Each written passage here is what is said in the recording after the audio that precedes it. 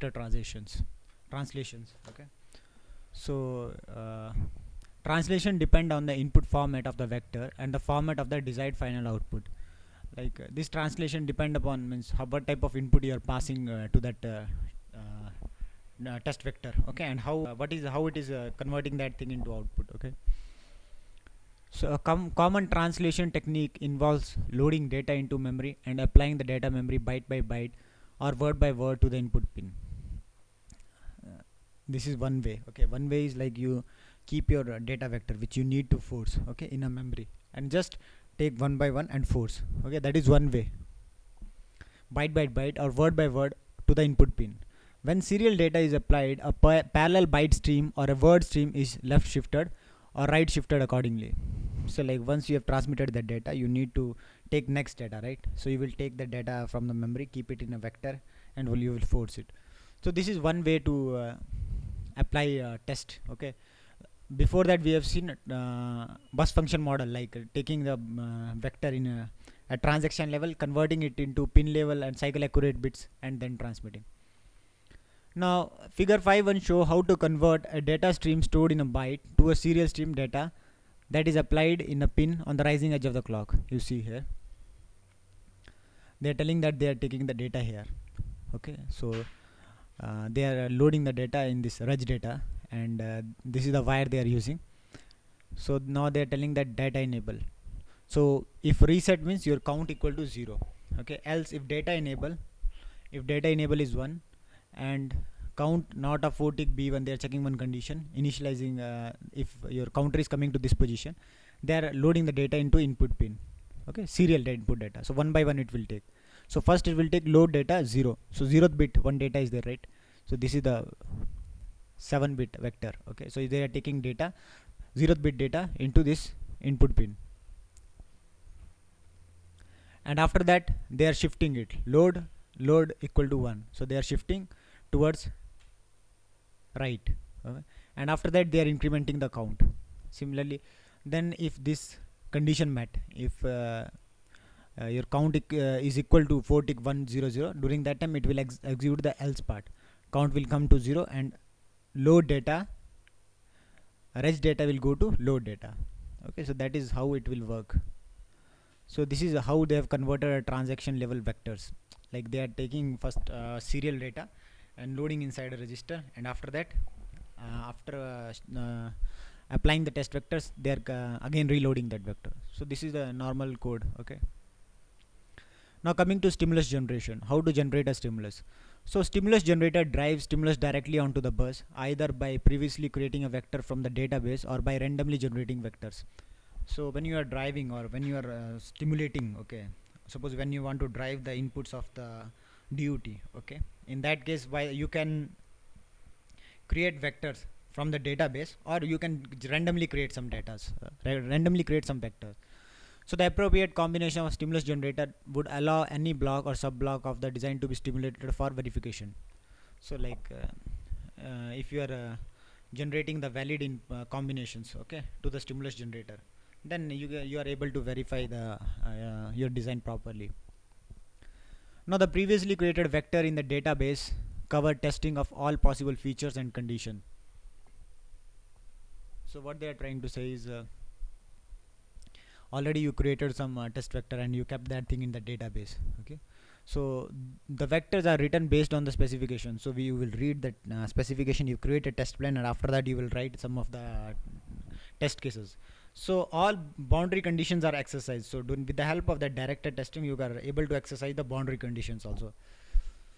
So these vectors are created to check that the model cover exception cases in addition to the regular functional cases. So not only you will write the normal test cases, you have to write some error cases also, and if there is an exception in your protocol, in that case you need to mimic that exception also, and you have to prove that thing.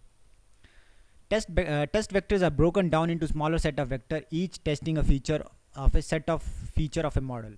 Like they are telling that they are dividing test cases into small pieces, so that you can reuse each and every piece. Okay, and each test case is targeted to particular model, a particular feature. It will target a particular feature. Now we'll see what they are trying. They are taking an example. Test vector initially developed for basic function, for example read, write, reset, decode, test. So this is the initially, suppose you want to read inside the register, or if you want to write inside a register.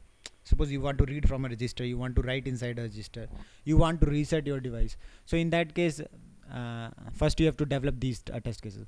Then various data patterns. So when now you want to generate the data, so during that time you generate either all ones or you generate either all zero. For data you cannot generate all the possible cases, right? So in that case you have to identify some of the data, toggling data, or you need to all zeros, all ones. So such type of data you need to send, like walking ones, walking zeros, 1010 combination. So such type of data, if you will verify if your protocol will pass these combinations, means you can say that 90% your protocol is working right. Deterministic boundary test vector, for example FIFO, full and empty. So then they are telling that your test case should identify like boundary conditions, okay, like when FIFO is full, when FIFO empty condition is coming, okay. Test vector of asynchronous interaction including clock and data margining. Now when any asynchronous signal interaction is there, okay, so during that time you have to create a test vector which will in which you have to not only you have to mimic the clock margin also, okay, and data margin. So bus conflict, for example bus arbitration test in full case SOC test. So they're telling that here you will find more problems, means maximum you will find the errors when two sources are two processes are looking for the same grant, okay. So suppose two masters are there, they are looking for a bus, okay, so both will request. In that case there is a conflict, right? So arbiter should perform the arbiter should process that request, and based on that it should give the grant, okay. In that case you will find maximum test cases and maximum possible bugs. Then they are telling that implicit test vectors that may not be mentioned in the data sheet, for example action taken by the master on the bus retract. So they are telling that some test cases which are not mentioned in the data sheet, in that case you have to retract those things. So in verification you have to even mimic the booting, system booting. We have to start how when system is booting, during that time your protocol is in which state. From right from the booting you have to mimic the whole thing.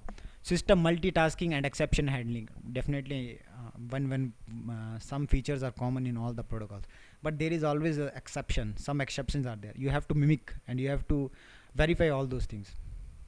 Randomly generate full system test, okay. So randomly is random test cases basically used to find the corner cases. So these are the ways, means these are some of the examples which you have to keep in mind when you are coining the test cases. Now you see they have written some of the routines, like some of the tasks or some of the functions in order to verify this bus, okay, ASB bus. So you see example write burst and read burst. Now one routine they have written for write burst and one routine they have written for read burst, okay. So sequential burst, right, then non-sequential write and read. So these are some of the tasks. Now we'll